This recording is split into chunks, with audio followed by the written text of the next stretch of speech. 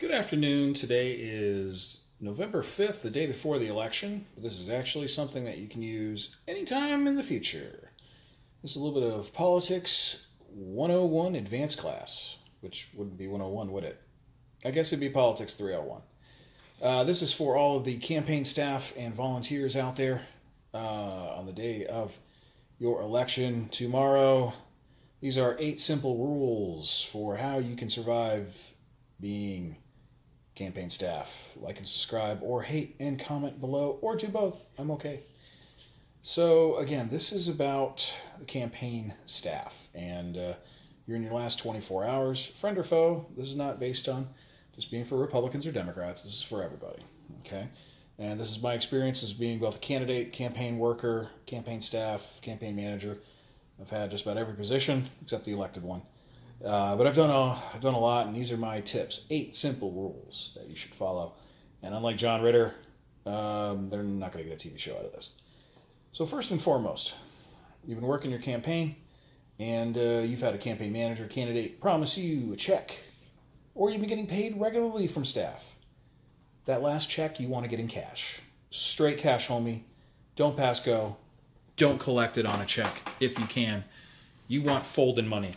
All right? Now, you may have some legal requirements as to, well, they can't hand you cash.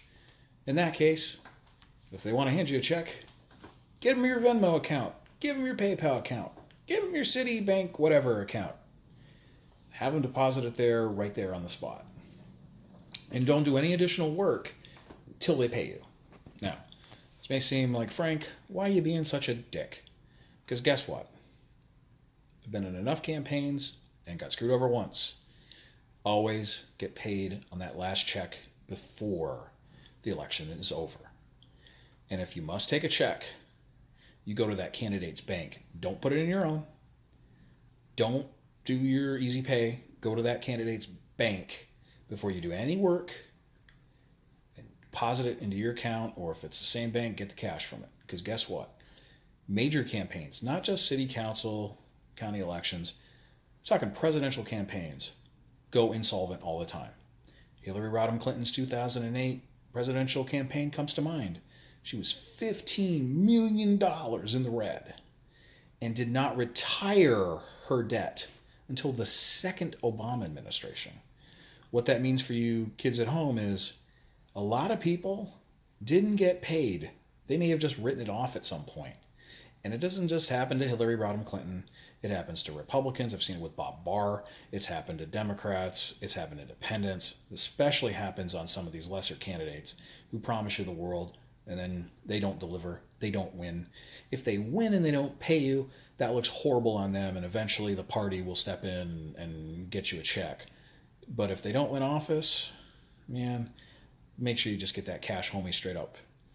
Now, secondly, if your candidate has a victory party, don't go right from the polls to the event. Go home if you're close, take a shower, at least change your outfit, and put on some deodorant for Christ's sakes. Because guess what? You're gonna stink. And yeah, if you're at the event and somebody offers you gum, take it. Your breath smells. You've been talking all day. You've been waving cards and signing. You've been working for weeks. You don't remember what smells look like. You're probably at an event with, well, if it's a victory party and they know they're going to win, they're going to get you some really nice food. If they're kind of iffy or they're throwing a victory party and they know they're going to lose, your food's probably going to be stinky and cheap. So just use your breath, chew it. It's good.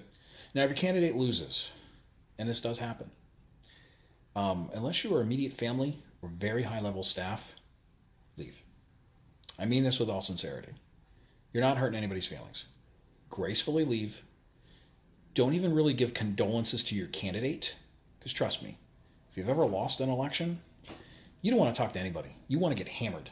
And guess what? Nobody else around you wants to get hammered with you. You don't want a mob. When you're the candidate, you just want to get, well, drunk. At least 90% of the time. You got that 10% two-toler out there who just wants to leave. Just conveniently exit. Now, if you're at a party, and sometimes you'll have multiple candidates at the same party, maybe different state reps, city elected officials, your guy wins, somebody else in the room loses. Try not to overly celebrate. You don't want to look like a dick. they're gonna leave the party relatively soon, pay up whatever they have to pay up in the tab and leave. But just be cordial until then ultimately celebrate once everybody leaves. Unless the guy knew he was, or the woman knew she was going to get blown out and they're kind of knowing about it. And this sometimes happens too. You run a campaign and you're like, I know I'm not going to win, but I'm going to have fun at the party.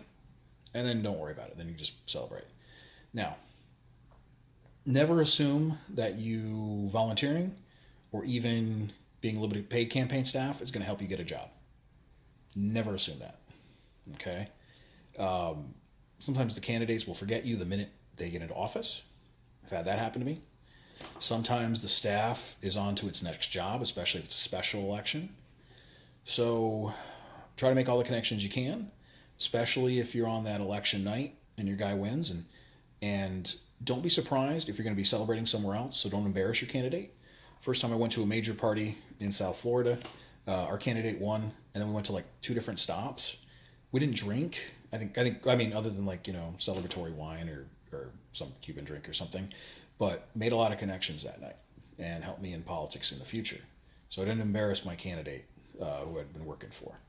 But don't assume that that person's going to give you a job just because you volunteered for them in the campaign. It doesn't always work that way.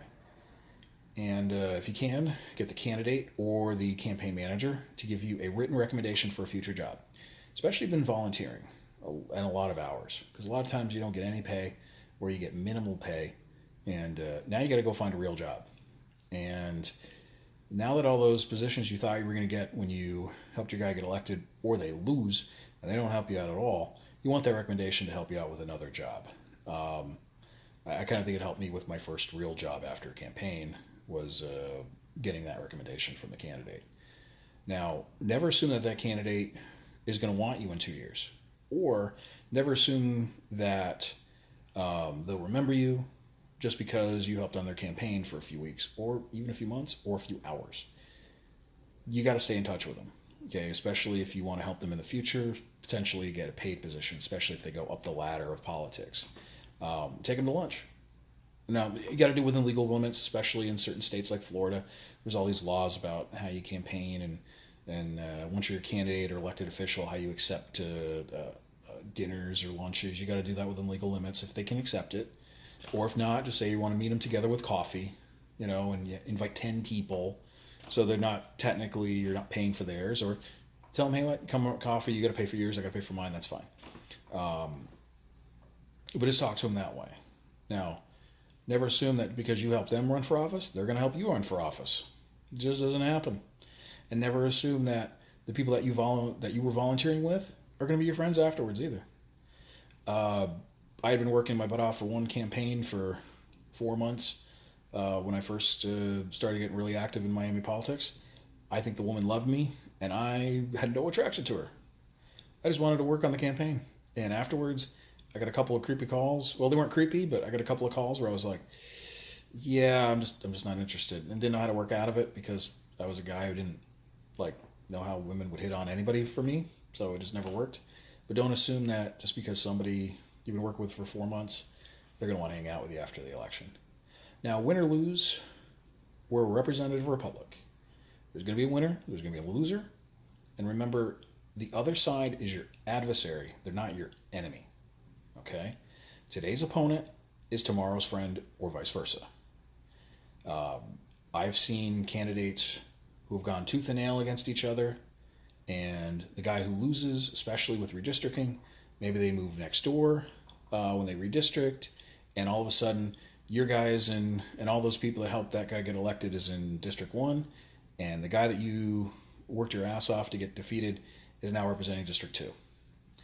And you might be adamant Democrat, and all of a sudden something happens, you become a Republican, and you don't want to burn bridges on the other side. There's ways that you can be disagreeable but not a dick. And the final rule, the 8th rule, remember to always get paid. I know I said it as the first rule. Straight cash homie, get the money. Okay? So the simple rules are cash, if not Venmo, if not deposit that check at your bank. 2, don't go straight to the victory party. 3, if your candidate loses, leave. 4, Never assume you're going to get a job from volunteering. 5, get a written recommendation. 6, don't assume that that candidate's going to remember you in 2 years. 7, don't be a dick. You might be helping somebody else next time. And 8, get cash. See you around. Best of luck tomorrow.